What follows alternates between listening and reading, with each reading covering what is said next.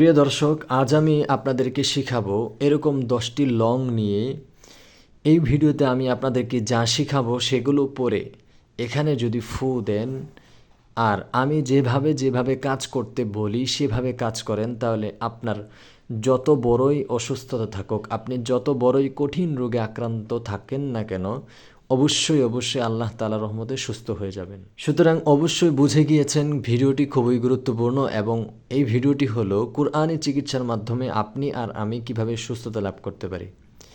এই 10টা লং দিয়ে আমি একজন মানুষকে কাজ করতেছি, ট্রিটমেন্ট করছি, আপনাদেরকে প্রমাণ দেখাবো। আর এই আমল করার জন্য আপনাকে দুটি শর্ত মানতে হবে বাস্তবিক। 1 নাম্বার হচ্ছে 10টা লং লাগবে কমপক্ষে। 2 নাম্বার হচ্ছে পানি লাগবে। 1 নাম্বার লং, 2 নাম্বার পানি। তাহলে এই দুইটা জিনিস দিয়ে কাজ করতে হবে। কিভাবে কাজ করবেন সম্পূর্ণ ভিডিও আমলের নিয়তে দেখবেন, তাহলে অনেক উপকৃত হবেন। ঠিক আছে? কারণ আমাদের সমাজে অনেক মানুষ অসুস্থ আছেন। অসুস্থ নেই এমন কোনো মানুষ নেই। প্রত্যেকটা ঘরে ঘরে মানুষ অসুস্থ।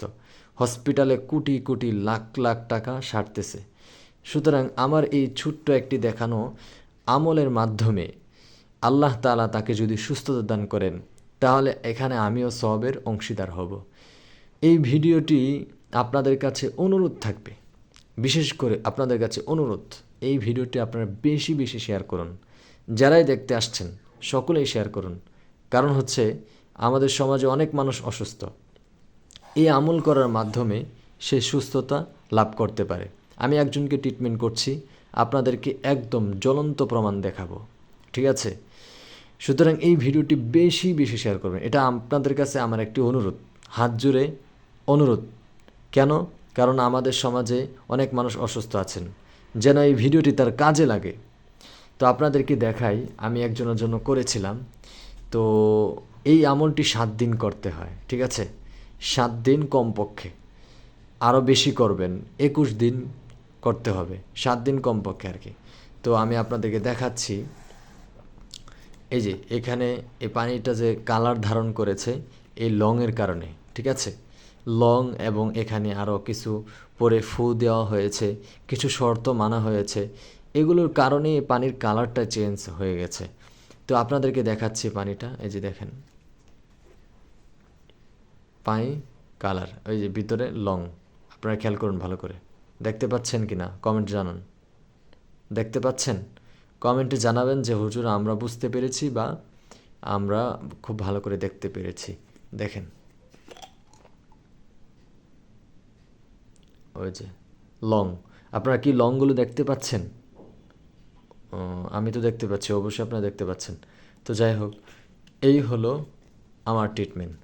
তো এক ভাই খুবই অসুস্থ, তো আমি তাকে এটা দিয়েছি। সুতরাং আপনারা যদি এই আমল করতে পারেন, ইনশাআল্লাহ তাআলা যতই অসুস্থ থাকেন অবশ্যই সুস্থতা লাভ করবেন। তো আপনাদের কাছে বিনীতভাবে অনুরোধ, অবশ্যই আপনারা এই ভিডিওটি বেশি থেকে বেশি শেয়ার করবেন। ফেসবুকে হোক, এরপর টিকটকে হোক, এরপর আপনারা যেটা করেন আর কি, ইউটিউবে হোক, ফেসবুক গ্রুপে হোক, যেখানে পারেন বেশি বেশি এই ভিডিওর লিঙ্কটা শেয়ার করবেন বা ভিডিওটি শেয়ার করবেন। কারণ এই কাজটা করা এত কঠিন না। আমি যে দোয়াটি পড়ব সেই দোয়াটা সকলের জানা, এমন কোনো মানুষ নেই যারা জানা নেই। সুতরাং আপনারা সকলে এই আমলটা যেন করতে পারেন। আপনাদের কাছে অনুরোধ থাকবে ভিডিওটি বেশি বেশি শেয়ার করুন, যেন মানুষ উপকৃত হতে পারে। উপকৃত হওয়ার জন্য আমি রিচার্জ করেই এই ভিডিওটা নিয়ে আসছি। চলুন আপনাদেরকে ধাপে ধাপে বুঝিয়ে দিই কীভাবে কাজ করবেন। তো আপনাদেরকে এরকম পানি নিতে হবে, এরকম একটা ছোট বোতল হলে আরও সুন্দর ভালো। পানি নিতে হবে, কতটুকু পানি নিয়েছি দেখেন, এতটুকু। ঠিক আছে? এতটুকু পানি নেবেন। এরপর 10টা লং নেবেন। এই যে, তো যারা আমার এই চ্যানেলে নতুন এসেছেন সকলেই আমার এই চ্যানেলটি সাবস্ক্রাইব করে দিবেন, সুন্দর একটি মতামত রেখে যাবেন। আর এই ভিডিওটি আপনাদের কাছে কেমন লেগেছে, কারণ এই ভিডিওটি তো আমি কষ্ট করে রিসার্চ করে বানিয়েছি, তাই জানতে ইচ্ছে করতেছে। ঠিক আছে? তো সুতরাং আপনারা অবশ্যই কমেন্টে জানাবেন যে আপনাদের কাছে কেমন লেগেছে ভিডিওটি। বা এই যে আমি রিচার্জ করে একটা বিষয় নিয়ে আসলাম, বিষয়টা আপনাদের কাছে কেমন লেগেছে? যদি ভালো কমেন্ট করেন তাহলে অবশ্যই আমি উদ্বুদ্ধ হব এবং আরও অনেক কিছু আপনাদের কাছে উপহার দিব। তো এই যে দেখেন 10টা লং নেবেন, নেওয়ার পর এই লংয়ের উপর আপনারা কি করবেন আমি আপনাদেরকে ধাপে ধাপে শেখাচ্ছি। 1 নাম্বার শর্ত হলো পবিত্রতা। আপনাকে পবিত্র হতে হবে, এই কাজটি করার জন্য পবিত্র হতে হবে। 2 নাম্বার 21 বার ইস্তেগফার পাঠ করতে হবে। 21 বার, কতবার? 21 বার ইস্তেগফার পাঠ করতে হবে। 3 নাম্বার 7 বার দুরূদ শরীফ পাঠ করতে হবে। দুরূদ ইব্রাহিম, হুজুর সাল্লাল্লাহু আলাইহি ওয়াসাল্লামের উপর দুরূদ শরীফ পাঠ করবেন। কষ্ট হয়ে গেলে সাল্লাল্লাহু আলাইহি ওয়াসাল্লাম 7 বার পাঠ করবেন। 7 বার, বুঝতে পেরেছেন তো? 7 বার। তাহলে 1 নাম্বার অজু, পবিত্রতা, 2 নাম্বার 21 বার ইস্তেগফার, 3 নাম্বার 7 বার দুরূদ ইব্রাহিম। এরপর সূরা ফাতিহা 7 বার। সূরা ফাতিহা কোনটা? আলহামদুলিল্লাহি রাব্বিল আলামিন আর রহমানির রহিম মালিকি ইয়াউমিদ্দিন ইয়্যাকা না'বুদু ওয়া ইয়্যাকা নাস্তাঈন ইহদিনাস সিরাতাল মুস্তাকিম সিরাতাল লাযীনা আন'আমতা আলাইহিম গায়রিল মাগদুবি আলাইহিম ওয়ালাদ-দাল্লিন। সূরা ফাতিহা এইভাবে 7 বার পাঠ করবেন। আমি দুরূদ শরীফ পাঠ করতে হবে এটা পাঠ করে আপনাদেরকে শোনালাম না, কারণ আপনারা সকলে পারেন। সূরা ফাতিহা একবার শোনালাম আর কি। তো আপনারা এগুলো পাঠ করে এটার উপরে 7টা ফু দিবেন। কয়টা? 7টা। তাহলে অজু করে নেবেন, 21 বার ইস্তেগফার, 7 বার দুরূদ শরীফ, 7 বার সূরা ফাতিহা পাঠ করে এটার উপর 7টা ফু দিবেন। প্রত্যেকবার পড়ার সময় একটা করে ফু দিবেন। ফু দেওয়ার পর সর্বশেষ আবারও একবার দুরূদ শরীফ পাঠ করবেন। পাঠ করে আপনারা এতটুকু পানি নিয়ে পানির ভিতর এটা ছেড়ে দিবেন, এগুলো ছেড়ে দিবেন। ছেড়ে দেওয়ার পর এই পানিটা সাথে সাথে খেয়ে ফেলবেন না, এই পানিটা 1 দিন পরে খাবেন। 12 ঘন্টা, কমপক্ষে 12 ঘন্টা, 24 ঘন্টা হলে আরও ভালো আর কি। তো যাই হোক, যেন এই লং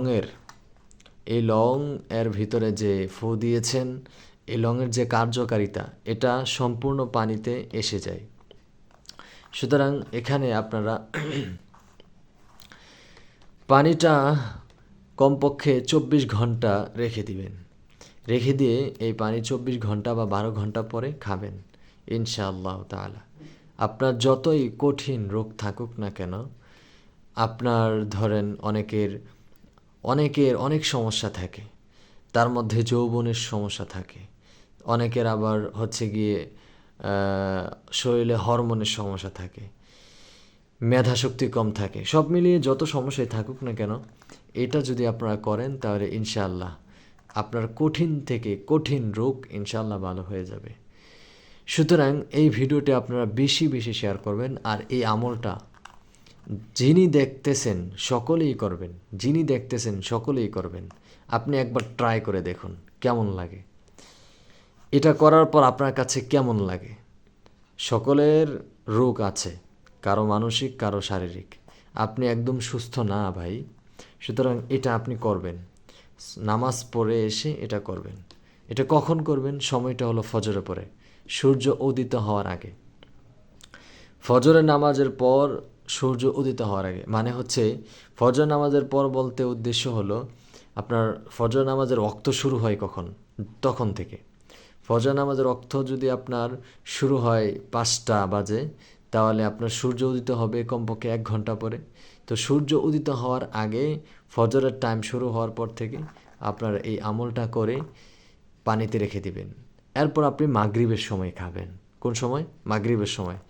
তো ভিডিওটি যদি বুঝে থাকেন তাহলে অবশ্যই কমেন্টে জানাবেন যে হুজুর আমি ভিডিওটি ভালো করে বুঝেছি এবং সম্পূর্ণ ভিডিও দেখেছি এবং একটি শেয়ারও করে দিয়েছি, যেন মানুষের উপকৃত হয়। সুতরাং আরও আপনাদের যত সমস্যা আছে এগুলো জানাবেন, আমি সে বিষয়ে আপনাদেরকে ভিডিও উপহার দিব ইনশাআল্লাহ। তো এটা আমি করেছিলাম। আমার একজন বৃদ্ধ মানুষ আছেন যার অনেক সমস্যা। আল্লাহর রহমতে আপনাদের দোয়ায় খুব ভালো আছেন। সকলে দোয়া করবেন তার জন্য, তাকে যেন আল্লাহ তাআলা খুবই দ্রুত সুস্থতা দান করেন। আমিও দোয়া চাই। তো সকলে ভালো থাকবেন, সকলের সুস্থতা কামনা করে ভিডিও শেষ করছি। আল্লাহ হাফেজ।